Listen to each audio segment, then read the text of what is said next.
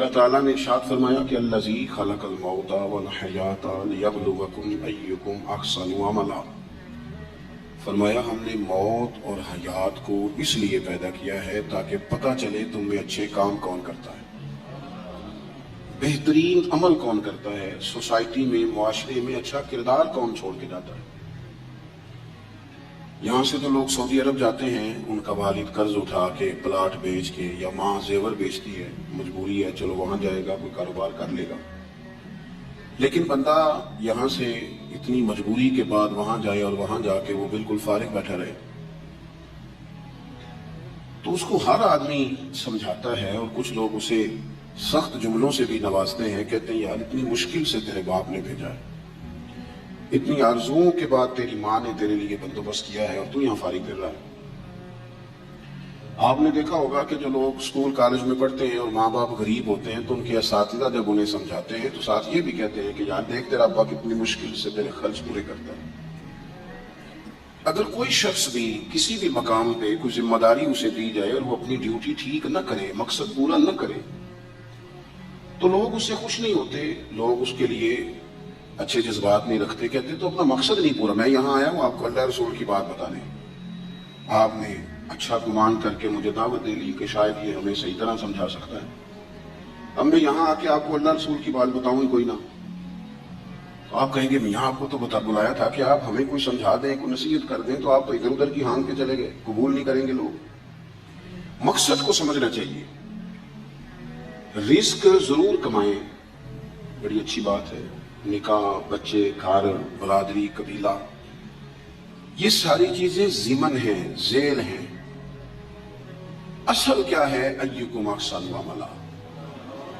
مقصد تمہارا یہ ہے کہ پتہ چلے تم میں بہترین عمل کون کرتا ہے۔ اپنے بچوں کے لیے دوڑ دھوپ کرنا یا مال دولت جمع کرنا یا جناب آسائشیں اکٹھی کرنا، یہ تو غیر مسلم بھی کر رہا ہے۔ میں اکثر کہتا ہوں کہ یہ دیندار طبقہ ہے، میری طرح کے لوگ ہیں، تو ایک بندہ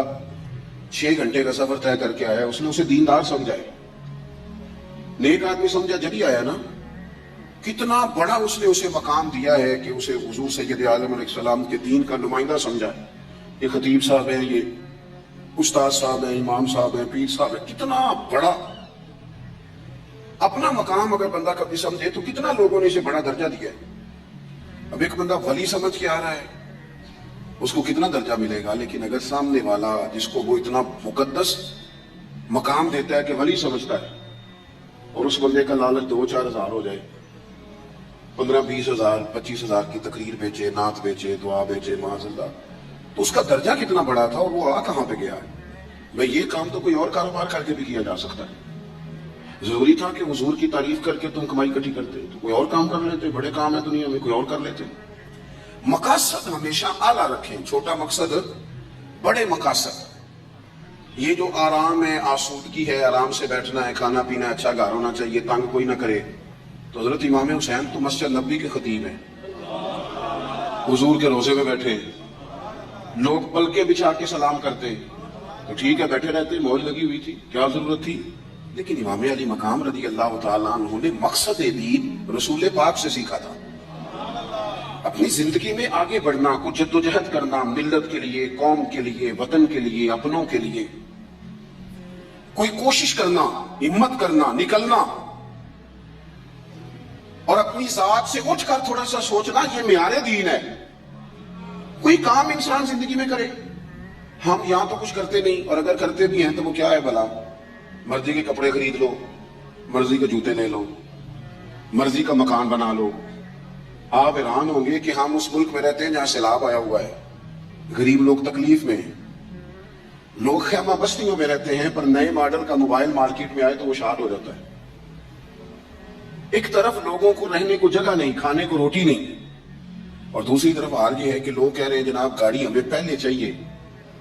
گاڑی بک کرائیے، وہ پہلے مل جائے، 2-4 لاکھ زیادہ دینا پڑے تو ہم دے دیں گے۔ یہ مقصود نہیں، مقصد جب بڑا ہو جاتا ہے نا، بڑا، پھر خود بخود یہ چیزیں چھوٹی لگنے لگ جاتی ہیں۔ یہ جتنی دوڑ دھوپ ذاتی زندگی کے لیے یہ چھوٹی لگنے لگ جاتی ہے۔ یہ بھلا لوگ اکتائے کیوں رہتے ہیں؟ مقصد اعلیٰ نہیں بنایا۔ چلے ایک بندے کا مقصد ہے میں نے شہرت حاصل کرنی ہے، ہو گئی شہرت، یہاں سے جاتا ہے لوگ سے لوٹ مارتے ہیں، اب ختم ہو گئی زندگی۔ ایک شخص نے جو مقصد بنا لیا کہ میں نے بہت سارا مال جمع کرنا ہے، تو ہو گیا مال جمع، تجوریاں بڑی پڑی ہیں، اندر کروڑوں روپے ہے، لیکن بیمار ہو گئے تو بیماری صحت پیسوں سے خریدی نہیں گئی، نہیں خریدی گئی۔ حضرت حسن بصری کہتے ہیں کہ میں ایک بادشاہ سے مجھے کوئی کام تھا، میں ملنے گیا تو مجھے پتا چلا کہ بادشاہ سال میں ایک دفعہ اپنے گاؤں جاتا ہے۔ میں اس کے پیچھے اس کے گاؤں چلا گیا تو وہاں ایک قبر تھی، بادشاہ نے سب سے پہلے پڑھے لکھے لوگ لا کے قبر کے قریب کھڑے کیے، تو میں نے پوچھا یہ کیا ہو رہا ہے؟ کہنے لگے ذرا دیکھو، یہ بادشاہ کا ایک ہی بیٹا تھا، ایک ہی اکلوتا اس کی قبر ہے۔ پڑھے لکھے لوگ پہلے کھڑے کیے، پھر اس کے بعد اس نے ڈاکٹر حکیم طبیب کھڑے کیے، پھر اس کے بعد اس نے فوجی سپہ سالار نیزہ باز گھوڑ سوار کھڑے کیے۔ یہ کیا ہو رہا ہے؟ تو کہتے ہیں مجھے بتایا گیا اس کا ایک ہی بیٹا تھا، بیمار ہو گیا، پھر فوت ہو گیا۔ بادشاہ سال کے بعد یہاں آ کے کہتا ہے پتر یہ سارے پڑھے لکھے لوگ میں نے تیری قبر پہ کھڑے کیے ہیں ملک کے، اگر علم لڑا کے تجھے بچایا جا سکتا تو شاید میں مرنے نہ دیتا۔ پھر یہ حکیم طبیب یہ سارے کھڑے ہیں اور بادشاہ کہتا ہے بیٹا اگر یہ ساری ان کی دانائی دے کے تجھے بچایا جا سکتا تو شاید میں تجھے مرنے نہ دیتا۔ پھر بادشاہ سپہ سالاروں کو، گھوڑ سواروں کو، تیر اندازوں کو کھڑا کر کے کہتا ہے پتر اگر طاقتیں لڑا کے بھی موت روکی جا سکتی معاذ اللہ تو شاید میں روک لیتا۔ پھر وہ آخر میں اپنے سر سے تاج اتار کے قبر کے پیروں والی سائڈ پہ رکھ کے رو پڑا، کہنے لگا پتر اگر حکومت دے کے تخت دے کے بھی تجھے بچایا جا سکتا تو میں فقیر بن کے زندگی گزار لیتا پر تجھے بچا لیتا، لیکن کل نفس ذائقۃ الموت۔ ہم نہ بھول گئے اصل مقصود کیا ہے، کیوں آئے ہیں۔ ہمارا طرز زندگی اٹھنا بیٹھنا چند ذاتی معاملات کے لیے، چند ذاتی۔ میں کہتا ہوں کہ اگر دین پر بھی عمل، لیکن نا وظیفہ پڑھنے سے روزی میں برکت ہوتی ہے شک کوئی نہیں، صدقہ دینے سے بلائیں دور ہوتی ہیں شک، بالکل ٹھیک باتیں اپنی جگہ پہ۔ کیا صدقہ رب راضی کرنے کے لیے دینا ہے کہ بلا دور کرنے کے لیے؟ شک کوئی نہیں اس میں کہ آپ اللہ کی راہ میں خیرات کریں گے تو روزی میں برکت ہوگی، تو آج آ کے وہ وظیفہ بھی صرف روزی میں برکت کے لیے ہی پڑھنا ہے۔ وہ جو سب سے بڑی رضا ہے رب کی، دیکھو ضروری نہیں ہوتا۔ میرے حضرت صاحب رحمۃ اللہ علیہ ایک دفعہ بھی میرے گھر نہیں آئے، اور آپ حیران ہوں گے کہ میں سمجھتا ہوں کہ شاید بہتر ہوا، کیونکہ میری اتنی حیثیت نہیں نا، اوقات نہیں نا، میں کو جیتے دل پر سونا، میں کیوں کر اس نو بھاواں، ویڑے میرے بڑھدا نہ ہی پئی لکھ وسیلے پاواں۔ میں سمجھتا ہوں کہ اگر ان کی بات مان لی، ان کے طریقے پہ عمل کر لیا، ان کی کوئی رضا مل گئی اپنے بزرگوں کی، اساتذہ کی، تو یہ زیادہ ضروری کام ہے، یا زیادہ ضروری کام یہ ہے کہ فوٹو ساتھ آ جائے،